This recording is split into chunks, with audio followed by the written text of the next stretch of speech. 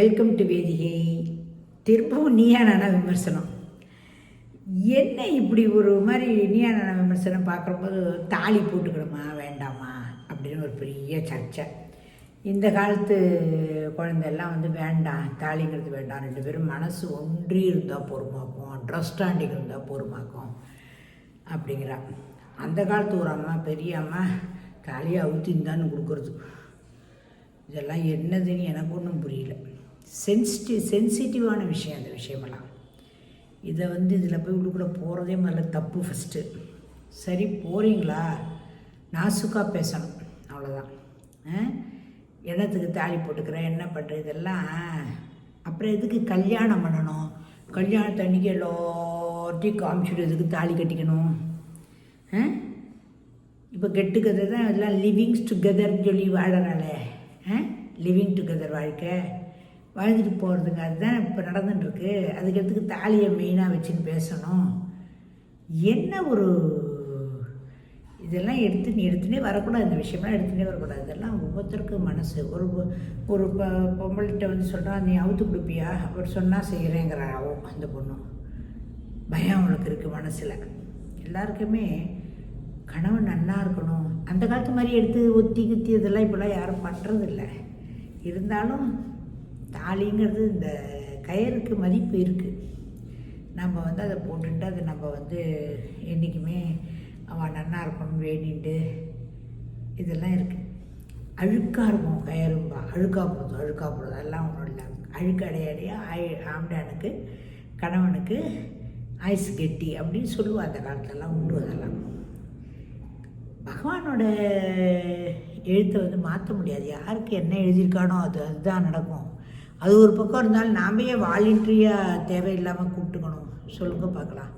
இது கொஞ்சம் கோபிநாத் இதெல்லாம் கொஞ்சம் இந்த லைனுக்கெல்லாம் போக வேண்டான்னு நான் நினைக்கிறேன். இது ரொம்ப ஒரு மாதிரி சென்சிட்டிவான விஷயமெல்லாம் போய் சர்ச்சையை பண்ணிட்டு, ஏற்கனவே பெண்கள்லாம் கல்யாணமே வேண்டான்னு உட்காண்டிருக்கு. இன்னும் இது ஒரு பெரிய ஒரு மேனியாவாக போயிடும். வேணாம், தாலி வேண்டாம், அப்புறம் எனக்கு கல்யாணம். ஊரை கூட்டி வச்சுட்டு கல்யாணத்தை பண்ணி மந்திரம் ஓதி அதுக்கப்புறம் தாலி எல்லாத்தையும் எடுத்து காமிச்சு திருமங்கல்யம் மாங்கல்யம் தந்துனா நேனா மம தெய்வன தேதுனா அது சொல்லி மந்திரத்தை சொல்லி கட்டுறான். எல்லாரும் ஆட்சதையை போடுறான். அத்தனை பேர் சாட்சியாக நடந்த அந்த கல்யாணத்துக்கு கட்டின தாலியை வேண்டான்னு சொல்லலாமா? ஃபஸ்ட்டு இது யார் இதெல்லாம் திருத்துவான்னு தெரியல. சமுதாயம் ரொம்ப சீரழிஞ்சாதான் ஒவ்வொரு பதிவுன்னு சொல்கிறேன். சமுதாயம் சீரழிந்து கொண்டு வருகிறது. அதை சரிப்படுத்த வேண்டியது நமது கடமை. அதுவும் பெண்களாகிய நமது கடமை. ஆம்பளைகள் கூட கிடையாது. நாம் தான் மெயின். வீட்டில் இருக்கிறோம், நாம் வெளியும் போய் வேலையும் செஞ்சுட்டு வரோம், வீட்டிலையும் நம்ம பார்க்குறோம், எல்லாமே இருக்குது. ஆம்பளையில் நம்ம கட்டுக்களை வச்சுருக்கோம். முந்தானம் முடிச்சுக்கிறோம், முந்தானங்களை முடிஞ்சு வச்சுட்டு இருக்கான்னு அவளுக்கு நம்ம மேலே அவள் எப்படி நம்ம கணவன் மேலே நம்ம ஆசையாக இருக்கோமோ அதே போல் மனைவி மேலே கணவன் ஆசையாக இருக்கிறதுக்கு இது ஒரு காரணம். தினமும் போட்டுருக்கா, அவள் சந்தோஷமாக நம்மளுக்காக ப்ரே பண்ணுறா. இதெல்லாம் அவளுக்கு ஒரு மனசில் ஒரு தெம்பை கொடுக்கும். அதை போட்டுகிட்டே பிடிச்சிட்டே போக முடியுமோ? கேட்குறான், தாலியை பிடிச்சிட்டே பைக் ஓட்ட முடியுமோ? தாலியை பிடிச்சிக்கோ, நீ நான் பைக்கு போகிறேன்னு சொல்ல, இதெல்லாம் கேட்குறா. அதெல்லாம் நல்லா இல்லை. இதெல்லாம் இது சென்சிட்டிவான விஷயத்தை போய் இவ்வளோ தூரமெல்லாம் எடுத்துகிட்டே போகக்கூடாது. ஃபஸ்ட்டு இதெல்லாம் எடுத்துகிட்டே போகக்கூடாது. தாலி கட்ட வேண்டியது, அப்புறம் தாலி இது பண்ணிவிட்டு அதை போய் இதில் போட வேண்டியது, இதெல்லாம் கண்ணா பின்னாலாம் பேசுகிறாங்க அந்த மேடையில். எல்லோரும் பேசிடக்கூடாது. அதெல்லாம் ரொம்ப நான் திருப்பி சொல்ல சென்சிட்டிவான விஷயம். இதெல்லாம் தாலிங்கிறது அவளுக்கு இஷ்டம். உனக்கு வேண்டானா நீ போட்டுக்காத. நீ இன்னும் போடுறவளை நீ ஒன்றும் சொல்லாத. போட்டுக்கிறாளா அது சொல்லிப்பார். போட்டுக்க மாட்டேங்கிறாளா சொல்லிப்பார்.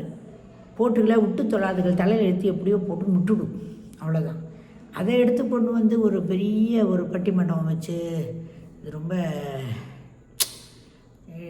ரொம்ப ரொம்ப நன்னால, அவ்வளோதான் சொல்ல முடியுது. இதுக்கு மேலே என்னத்தை பேசுறது சொல்லுங்கள் பார்க்கலாம்.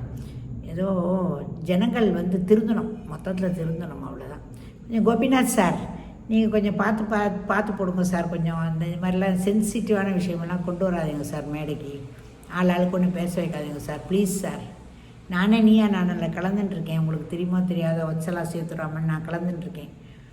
நான் வந்து பேசியிருக்கேன். காதல் கல்யாணமா, பெற்றோர் பார்த்த கல்யாணமா அப்படின்லாம் சொல்லி 2 இது பண்ணுறது. நான் பெற்றோர் பார்த்த கல்யாணங்கிறதுலாம் நான் சொல்லி பேசியிருக்கேன். அதனால் சார் கொஞ்சம் பார்த்து செய்யும். ஓகே, நன்றி, வணக்கம், தேங்க்யூ.